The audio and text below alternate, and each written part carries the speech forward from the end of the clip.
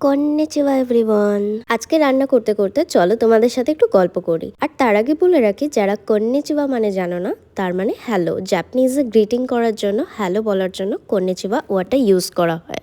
কাজের সূত্রে কলকাতাতে একাই থাকা হয়, বাট আজকে বাবা মা আসছে, তাই জন্য এতগুলো মাছের ঝোল করব। রান্না করতে কিন্তু আমার বেশ ভালোই লাগে, আর রান্না করাটা আমার কাছে একটা থেরাপির মতো মনে হয়। কিন্তু বাইরে 8-9 ঘন্টা জব করার পর রান্না করাটা একটু হেডটেকে মনে হয়, তাই আমি বেশিরভাগ দিনই চেষ্টা করি রাতেই রান্নাটা করে নেওয়ার। আর সেটা জেনেই আমার ম্যানেজার একদিন আমাকে বললেন, কি পূজা, তুমি বাসি খাবার খাও, দুবেলা রান্না করো না? এখন আমি তাকে কি করে বোঝাই যে রান্না করার জন্য শুধু রান্না করতে হয় না, তার জন্য তার সঙ্গে থাকে কাটাকোটা, বাটনা, আরো অনেক কিছু, ইভেন রান্নাঘর পরিষ্কার করা, বাসন মাজা।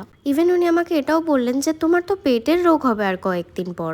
আমার শুনে খুবই, সত্যি কথা বলতে, রাগ হয়েছিল। তবু আমি ঠান্ডা মাথায় ওনাকে জিজ্ঞেস করলাম, আচ্ছা স্যার, আপনার বাড়িতে কে রান্না করে? উনি রাজস্থান থেকে বিলং করেন, তো উনি বললেন বাড়িতে আমার ওয়াইফ রান্না করে, আর আমি যখন কলকাতাতে আসি আমার রান্নার লোক রাখা আছে, সে রান্না করে দেয়। তখন আমি ওনাকে বোঝানোর চেষ্টা করলাম যে স্যার, রান্না করতে গেলে তো অনেক সময় লাগে, কারণ তার সাথে আরো পারিপার্শ্বিক অনেকগুলো কাজ থাকে। বাট উনি বুঝতেই চাইলেন না, উনি আমার সাথে তর্ক করছিলেন। তো আমি তারপর বুঝলাম, জাস্ট রিয়েলাইজ করলাম যে কাজটা উনি কখনো করেনি, তো সেই কাজটা করতে কতটা এফর্ট দিতে হয় বা কতটা স্ট্রাগল করতে হয়, সেটা ওনাকে আমি বলে বোঝাতেই পারবো না কখনো। তাই আমি ওনার কথা কিছুটা মেনে নিয়েই ওনাকে বললাম, হ্যাঁ স্যার, দুবেলা রান্না করতে গেলে আমাকে আসলে জবটা ছেড়ে দিতে হবে। থ্যাঙ্কফুলি উনি তারপরে আর কথা বাড়াননি। আর একা থাকলে উইকেন্ডেও কত কাজ থাকে, ঘর গোছানো, নিজের জামা কাপড় কাচা, আরও অনেক কিছু। যাই হোক, রান্নাটা আমার অলমোস্ট হয়ে এসছে। আমি সেদিন আলু পেঁপে দিয়ে পাবদা আর পোনা মাছের ঝোল করেছিলাম।